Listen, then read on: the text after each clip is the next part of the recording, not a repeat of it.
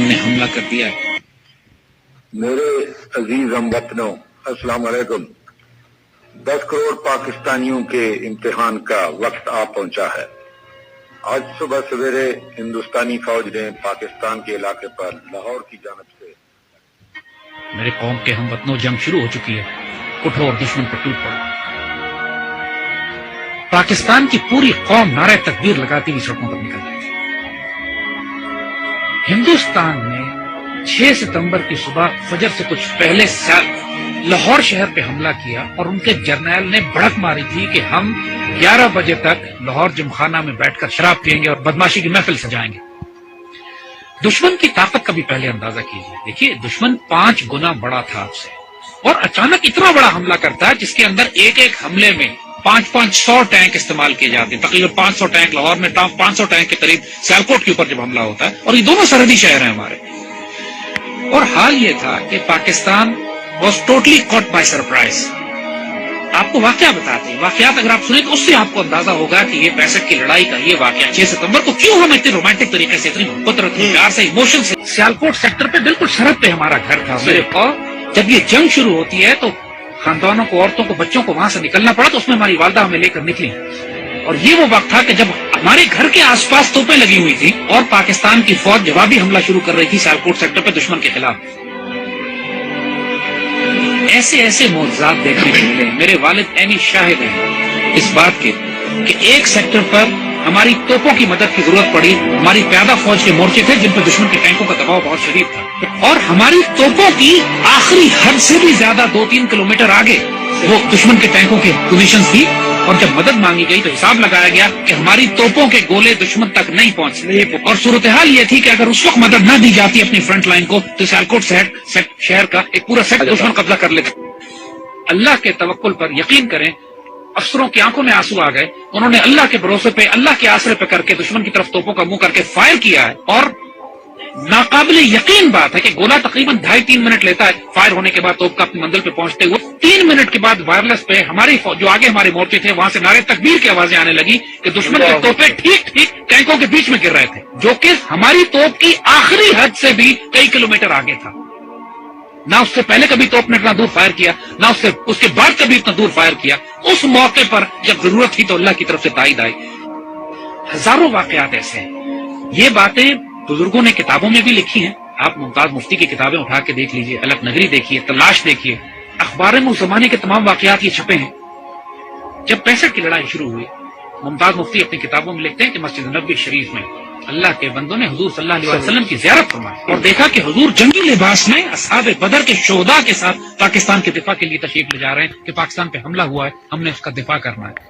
اور یہ باتیں ممتاز مفتی نے لکھی ہیں، کتابوں میں چھپی ہیں، اخباروں میں چھپی ہیں۔ یہ باتیں اپنی طرف سے ہم نہیں بنا رہے یہ باتیں کہ دشمن، لیکن اللہ تعالیٰ قرآن میں فرماتا ہے کہ میں نے پھر 1000 ملائکہ نازل کیے۔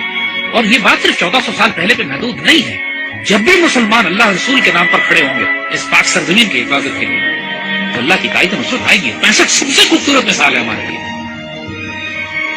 ہم ایک واقعہ سناتے ہیں کہ جو ہمارے بچوں نے کسی کتاب میں نہیں پڑھا ہوگا۔ جب لاہور پر حملہ کیا انڈین ڈویژنز نے تو انڈین جرنیل اپنے سپاہیوں کو یہ حوصلہ بڑھانے کے لیے کہہ رہے تھے کہ لاہور اب صرف 3 میل 4 میل دور رہ گیا، بس تمہاری آنکھوں کے سامنے تھوڑا سا آگے بڑھو اور لاہور تمہارے قبضے میں۔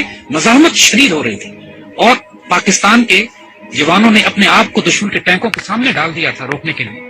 اس کیفیت میں لاہور تقریباً 14 میل دور تھا۔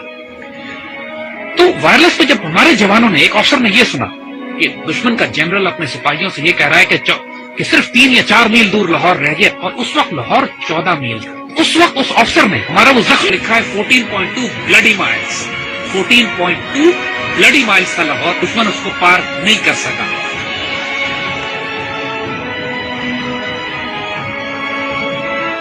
جب شہداء پہنچنا شروع ہوئے CMH میں، انہوں نے دیکھا کہ اتنا پریشر تھا کام کرنے کا کہ مرد سارے کام میں لگے ہوئے تھے، تو ان زخمیوں کو ریسیو کرنے کے لیے نرسز تھی، تو شہداء کو انہوں نے نرسز کے حوالے کیا کہ آپ ان کو تیار کریں اور رکھیں ایک طرف تاکہ بعد ان کو بریل کے لیے لے جایا جائے گا۔ تو آنے والے جوانوں نے جب یہ دیکھا کہ بہنیں اور بیٹیاں ان شہداء کو ریسیو کر رہی ہیں تو ان کی آنکھوں میں آنسو آ گئے۔ واپس جا کے اپنی پوری یونٹ میں اعلان کیا کہ وہ شیرو دلیرو سینوں پہ گولیاں کھانا، پیچھے تمہاری بہنیں تمہیں وصول کر رہی ہیں۔ ایسا نہ ہو کہ تمہاری پشت دیکھیں اور یہ کہیں کہ یہ بغیرت پشت پہ گولی کھا کر آئے۔ یعنی یہ جذبہ تھا جوانوں میں کہ ہمیں دفن کرنے کے لیے پیچھے ہماری بہنیں کھڑی ہیں اور سب نے قسمیں کھائیں کہ ہم گولی سینوں پہ کھائیں. یہ وہ باتیں یونٹوں کے اندر ہوئی باتیں ٹیکسٹ بکس میں لکھی جاتی ہیں نا کتابوں میں. یہ وہ باتیں کہ جو فوجیوں کے سینوں میں دفن ہے. ایسے بھی موقع آ گئے کہ جب دشمن کے ٹینک ہمارے توپخانے کے اتنے نزدیک پہنچ گئے کہ براہ راست توپخانے اور ٹینکوں کی لڑائی شروع ہونے والی تھی. کہا جاتا ہے دوسری جنگ عظیم کے بعد سب سے بڑی ٹینکوں کی لڑائی بھی سیالکوٹ میں لڑی گئی. باقاعدہ ایک آرٹلری آفیسر نے کمانڈ دی کہ H E unload and A P load یعنی ہائی ایکسپلوسو شیل نکال دو اور اب آرمر پیئرسنگ شیل لوڈ کرو کیونکہ اب توپ اور ٹینک کی براہ راست لڑائی شروع ہونے والی. اور یہ ایسا موقع ہوتا ہے کہ جس کے بعد آر یا پار ہوتا ہے. اور ایسے موقع پہ اللہ نے دھند بھیج دی, بیچ میں دھندیں آ گئی جس کی وجہ سے دشمن کے ٹینک رک گئے. اور جس طرح پہلے کہا تھا کہ پہلے دشمن نے خوف طاری کر دیا اللہ.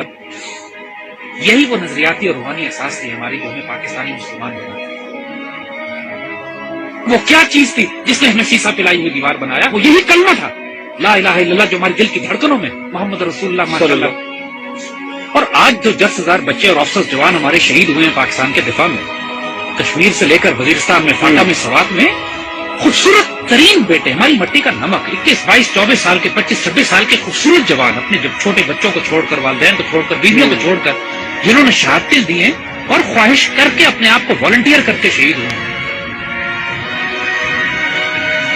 بہت بھاری قربانیوں کے بعد یہ پاکستان آپ کے حوالے کیا جائے. اس پرچم کو گرنے نہ دیں.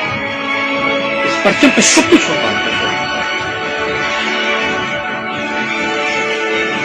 اس کی مٹی میں تمہارا خون شامل ہو گیا نا, 2 جہانوں میں خوش نصیب ہو جاؤ گے. اس مٹی کو چھوڑ کر چلے گئے بد نصیب ہو جاؤ گے. جو اس پاکستان میں بستا ہے وہ سایہ خدائے ذوالجلال میں کہ دیکھو اس پاکستان کو ہلکا نہ لینا, یہ اللہ کے رازوں میں سے ایک راز ہے. اس پر قربان ہو جاؤ, سب سے سستا سودا ہے, سب سے اعلیٰ سودا ہے. یہ ہمارے بیٹے جو اس پہ قربان ہوتے ہیں نا, یہ سوال نہیں کرتے کہ اس پاکستان نے ہمیں کیا دیا. اس پاکستان کو آج آپ کی ضرورت ہے. Make a stand, stand form, stand United. Live with dignity and inshallah Allah will give you the opportunity to die with honor. لیکن اس کے لیے اب تیاری کرو, تیاری کا وقت ہے, آزمائش آنا ہے. لیکن انشاءاللہ العزیز ایسے بیٹے ہمارے پاس ہیں اس پاکستان کو سرخرو کریں.